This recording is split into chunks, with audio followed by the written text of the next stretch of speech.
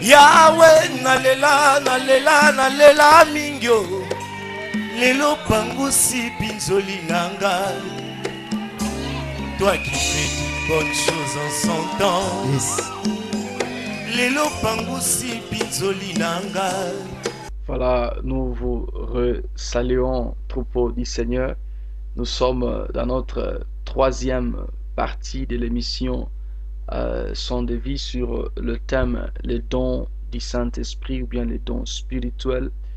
Nous saluons tous nos partenaires éparpillés dans le monde, des églises d'attache. Que Dieu vous bénisse, les églises en Europe, en Afrique, que Dieu vous bénisse, en Amérique.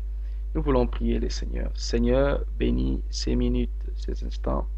Nous voulons que tu sanctifies les matériels que nous utilisons, les appareils, que toi tu conduises tous les câbles, que tout soit en bon état et que l'audition soit bonne et que les gens soient édifiés, que Christ croisse dans la vie des gens au nom de Jésus-Christ. Amen.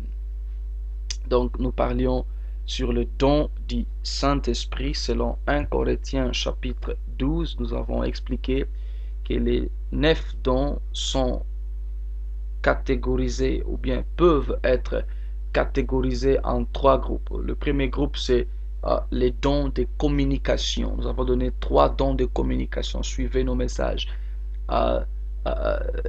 Puis nous venions de terminer la deuxième partie sur les dons de révélation. On a donné 3 dons de révélation aussi. Maintenant, il nous reste 3 dons dont nous allons les catégoriser comme les dons de puissance. Donc, les 3 catégories des dons spirituels sont les dons de communication, les dons de révélation et maintenant les dons de puissance. Dans les dons de communication, nous avons le parler à langue, l'interprétation des langues et la prophétie.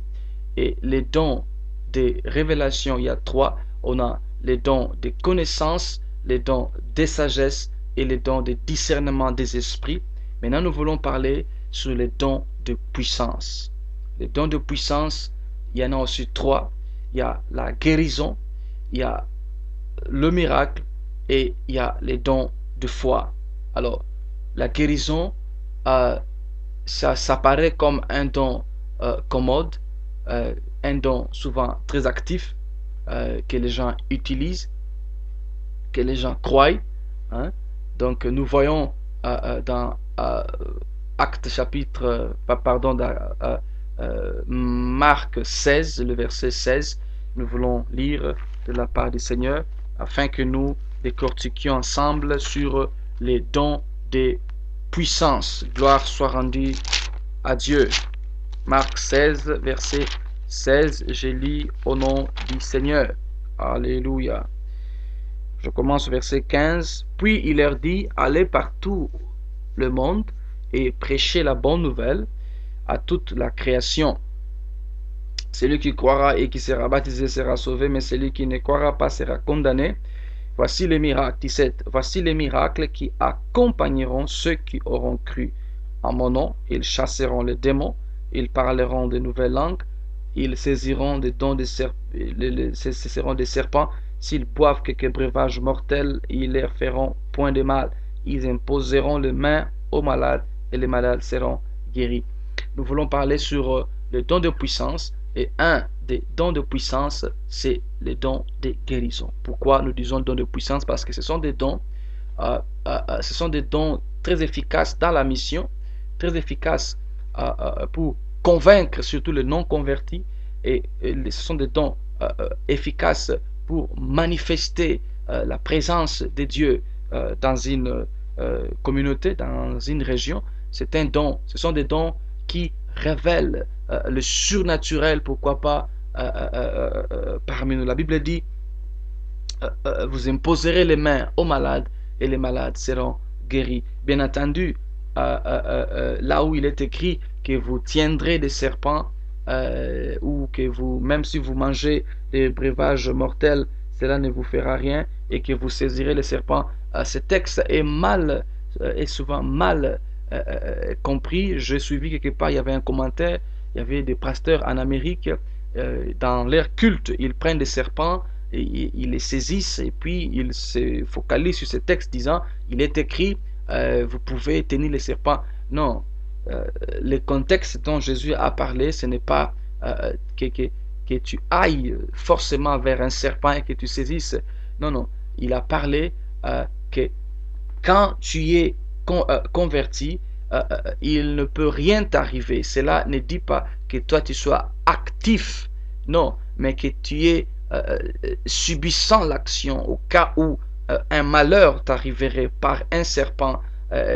Tu es dans la mesure d'être sauvé par Dieu. Nous voyons l'histoire du frère Paul en mission. Un serpent a été pendant sur sa main. Cet homme est resté vivant. Nous voyons combien Jésus-Christ lui-même, saisi par les serpents de la masse, cet homme, comme ce n'était pas encore ce temps, il les a éclipsés et il est parti. Donc nous devons mieux comprendre la parole de Dieu. Alors, la guérison. Rentrons sur la guérison.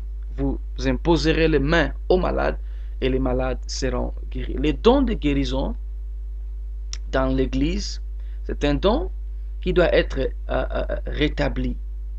C'est un don très fort, un don important comme tous les autres. Il doit être rétabli. La Bible dit dans Ésaïe chapitre 53 verset 5, c'est par ce meurtrissure nous sommes guéris. Donc nous ne sommes pas guéris parce que nous faisons du bien, forcément.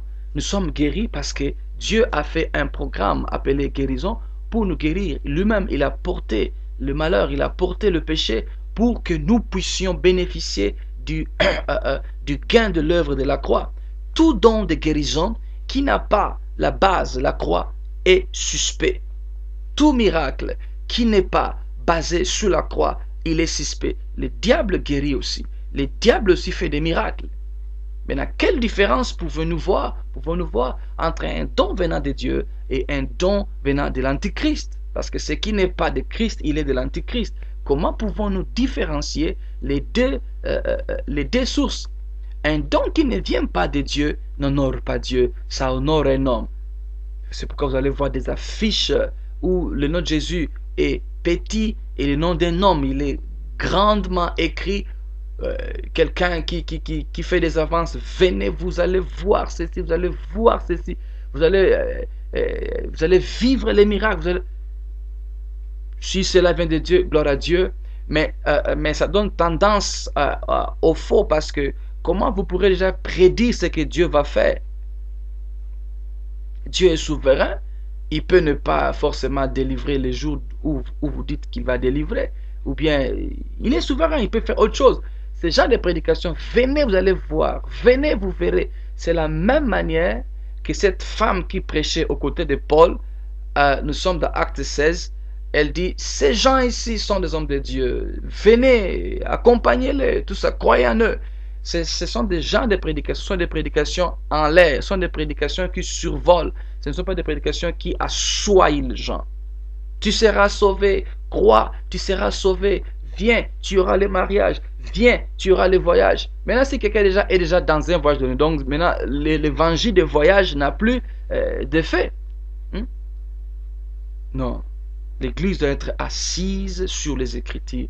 Les dons de guérison, il est authentique dans l'Église, car Jésus-Christ a été meurtri, flagellé, afin que par son sang qui est guérison.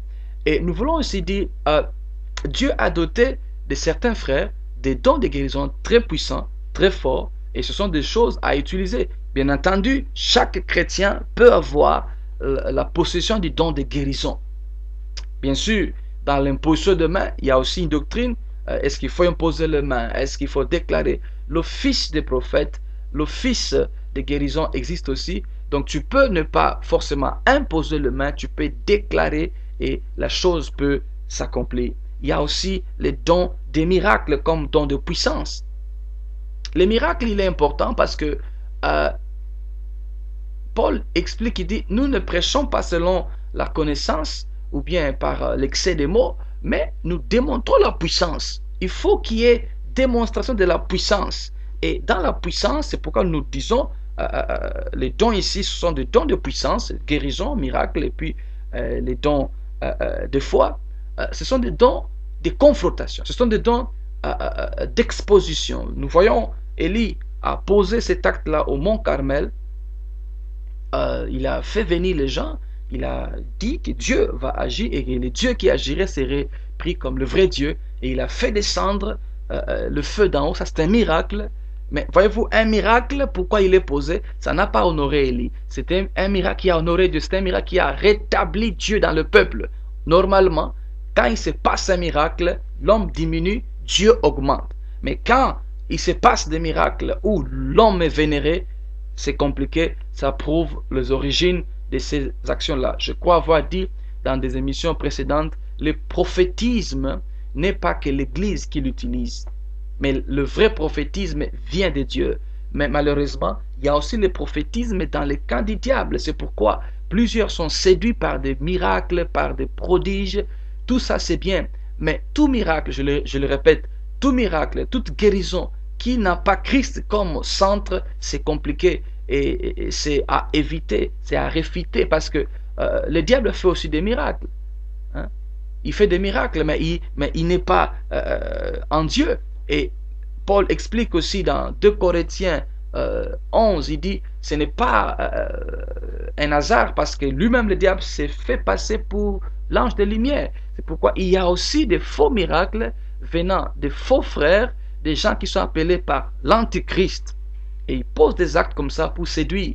C'est pourquoi l'Église doit être enseignée, posée sur les Écritures. Parce que quand tu as la parole en soi, produit les miracles en toi. Hein? Les gens veulent voir forcément des miracles extraordinaires. Et c'est bon, ça alimente la foi en Christ, de voir des jambes qui grandissent, des mains qui sortent. C'est biblique, c'est possible. Et Dieu peut faire ça. Et je voudrais dorénavant profiter pour les minutes qui me restent là, avant de parler du don de foi comme don de puissance, parler.